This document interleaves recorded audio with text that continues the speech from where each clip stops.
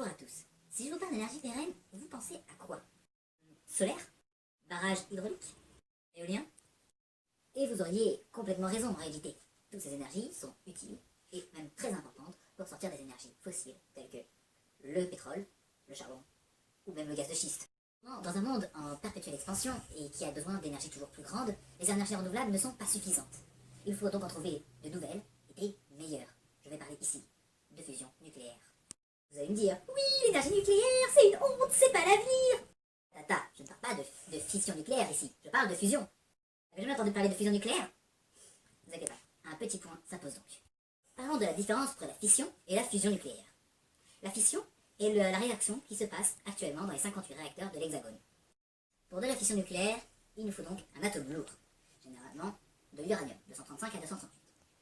On envoie un neutron, le neutron explose l'uranium, l'uranium donc libère de l'énergie, l'énergie chauffe de l'eau est ensuite transférée à un circuit secondaire, et la chaleur se transformera en électricité. Évidemment, la fission nucléaire est source de beaucoup de problèmes. Tout d'abord, l'acidification des océans, avec le rejet de l'eau dans les océans. Ensuite, les déchets nucléaires, qui donc pollueront pendant des années. Et ensuite, de la pollution des sols. Mais quelle est la différence entre la fission et la fusion? Ne vous inquiétez pas, j'y viens. La fusion nucléaire, c'est, en quelque sorte, l'inverse de la fission. En effet, la fusion nucléaire correspond à la réunion du deutérium et du tritium, pour former de l'hélium. Donc, la principale différence, c'est que d'un côté, on va réunir avec la fusion, de l'autre côté, on va casser avec la fission. Et ensuite, l'hélium peut être lui-même cassé pour reformer du deutérium et du tritium. Ça accepte ce semelle en fait, quand on y pense. Ça veut dire qu'une fois que la fusion est lancée, on peut réutiliser les mêmes éléments durant très longtemps. De plus, à l'inverse de la fission ne produit pas de déchets nucléaires qui iront polluer l'environnement pendant des millénaires. Donc si quelqu'un vous dit qu'il déteste le nucléaire, en réalité il devrait dire qu'il déteste la fission nucléaire. Qu'est-ce que sont le deutérium et le tritium, qui sont apparemment les éléments de base de cette fusion miracle? Le deutérium est issu de l'eau. Dans un litre d'eau, il y a généralement 33 mg de deutérium. Ce qui veut dire qu'à l'échelle de la planète, cette ressource est inépuisable. Puis est peut-être un peu plus compliqué à récupérer. Il y a plusieurs manières. Tout d'abord, il y a l'eau tritiée, de l'eau super lourde.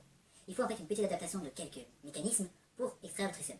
Il y a aussi le tritium gazeux et le tritium organique. Mais où est le hic? Pourquoi cette énergie miracle n'est pas déjà là pour remplacer le pétrole, la fission nucléaire ou même le gaz de schiste? Cette fusion, il faut monter le thermostat à 200 millions de degrés, soit l'équivalent de ce qu'il y a au cœur du Soleil. Oui, car le Soleil est un immense réacteur à fusion nucléaire. Malgré cette barrière de température qui semble, pour tout le monde, impossible à dépasser ou à atteindre, de très nombreux projets vont voir ou ont déjà vu le jour pour accomplir l'exploit de la fusion. En effet, le rendement énergétique de la fusion est tellement intéressant que tous les pays, toutes les organisations voudraient être les premiers à réussir. Pour donner une comparaison, une ordre d'idée, 1 kg de fusion, c'est l'équivalent de 28 kilotonnes de charbon brûlé. Quant à la fission, 1 kg de fission, c'est l'équivalent de 3 kilotonnes de charbon brûlé. Ce qui veut dire que entre la fission et la fusion, on a une multiplication par 9 d'énergie. Projet, je pourrais citer déjà le plus connu, le projet ITER. ITER, qui signifie d'ailleurs chemin en latin. Le projet ITER a commencé à être construit dans le sud de la France. C'est un projet qui rassemble 35 pays, dont justement la France. Le cœur de l'énergie sera situé dans un tokamak. Un tokamak, c'est une machine spécialement conçue et extrêmement complexe pour retenir l'énergie de la fusion. Le NIF, qui est un projet donc, de fusion nucléaire qui est basé sur d'autres principes. Au lieu de retenir l'énergie dans un tokamak, on va se servir de lasers qui vont concentrer donc de l'énergie sur de l'hydrogène pour le faire exploser et donc faire une forme de fusion nucléaire. Nous avons également le stellairateur qui se base sur mettre du plasma autour de l'énergie pour éviter qu'elle s'en aille et donc qu'elle reste dans un espace restreint. La machine Z qui utilise les pressions extrêmes pour faire donc de la fusion contrôlée. Mais elle utilise également la technique de friction axiale. Les projets de fusion nucléaire sont encore très nombreux. D'ailleurs, je pourrais en citer plein, comme par exemple la machine à piston.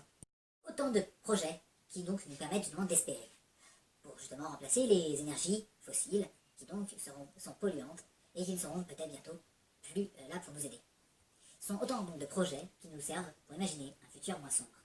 Évidemment, je ne me suis pas appuyé sur rien pour faire cette vidéo sur la fusion nucléaire. Je me suis appuyé sur des sites du gouvernement, sur des sites spécialisés, J'ai vraiment utilisé beaucoup de sources différentes. Si vous voulez les voir, je les mettrai toutes dans la barre de description. Si vous voulez vous assurer que je n'ai pas dit de bêtises, ou alors vérifier mes sources. Je vous remercie de m'avoir écouté et je vous souhaite une très bonne journée.